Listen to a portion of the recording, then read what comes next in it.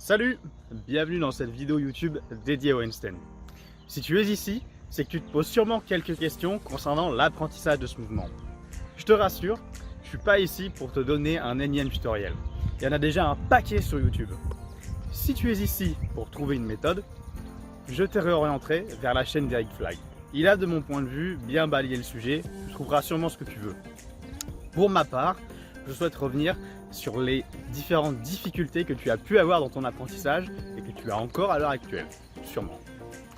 Pour ce faire, je vais mobiliser un concept en psychologie qu'on appelle l'intelligence émotionnelle. Petite parenthèse sur ce qu'est l'intelligence émotionnelle.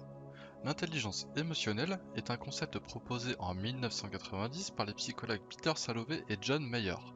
Elle réfère à la capacité de reconnaître, comprendre et maîtriser ses propres émotions et à composer avec les émotions des autres personnes.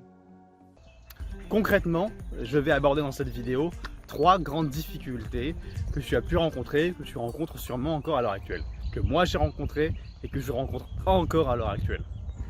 Bien sûr, j'essaierai aussi de te donner quelques pistes de solutions, quelques astuces qui moi m'ont aidé et m'aident encore.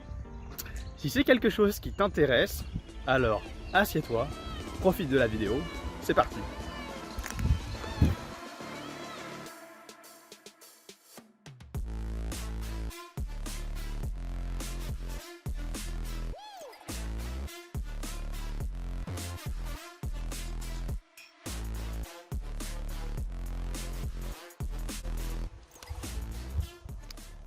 La peur est une émotion que tu peux ressentir lorsque tu es confronté à une menace ou un danger. Concernant le handstand, ça va pas être la peur d'être confronté à ta belle-mère, mais plutôt la peur de tomber. La peur de se casser littéralement la gueule. C'est quelque chose qui, je pense, a dû te suivre, a dû te surprendre lors de tes premières tentatives et qui te surprend peut-être encore. Moi, c'est quelque chose qui m'a énormément suivi. L'idée de mettre mes mains au sol, d'envoyer mes jambes en l'air, même contre un mur, c'était quelque chose de paralysant. De vraiment paralysant. J'avais une réaction instinctive qui me disait « Mec, t'es en train de déconner. Reviens sur terre, tu vas te faire mal. » Ouais, je le sens pas. Allez, go. Oh non, non, non, non, non, non, non. Oh, putain, c'est pas pour moi cet exercice là. Alors à ce moment-là, en fait, t'as un choix qui vient à toi, qui s'impose même. Premier choix, ok, c'est pas fait pour moi, j'abandonne, je suis pas fait pour ça, j'ai trop les fois.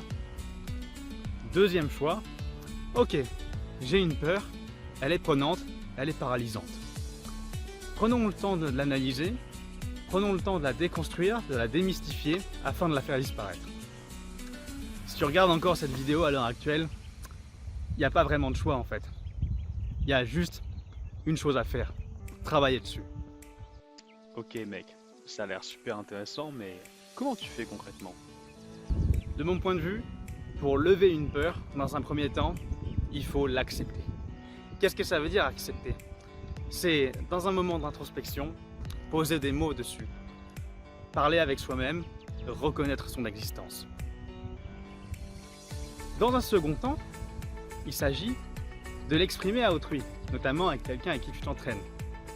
Histoire de te dire que tu es en paix avec cette émotion, au point de n'avoir aucun problème, de ressentir aucune gêne à l'idée de l'exprimer à autrui.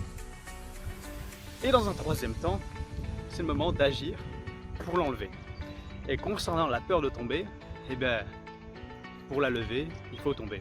Ou plutôt, il faut apprendre à tomber.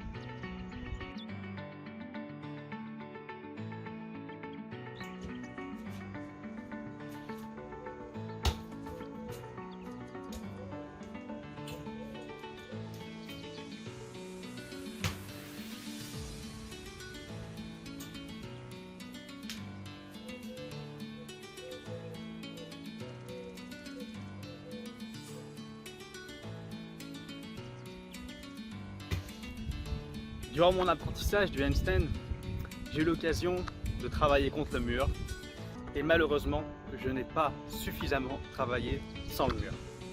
Je n'ai pas appris à tomber. Ce qui a eu pour conséquence quelque chose d'assez ironique. Au fil des mois, j'ai fini par avoir des sensations et à avoir un handstand. Je pouvais me lancer contre un mur, ne pas effleurer le mur, tenir un handstand 10 secondes, mais si tu me demandais de le faire sans mur, je claquais des fesses, je le faisais pas. Et quand j'essayais, je tombais. Tout ça pour te dire que travailler sa peur, c'est quelque chose de très important. C'est vraiment une base. Moi, j'avais vraiment l'impression d'être arrivé au niveau 4-5 et de devoir revenir au niveau 1 parce que j'avais oublié la base. En travaillant sur ta peur, en levant cette peur de tomber, tu vas pouvoir te concentrer davantage sur ton apprentissage et notamment gérer mieux ce qu'on appelle la charge cognitive.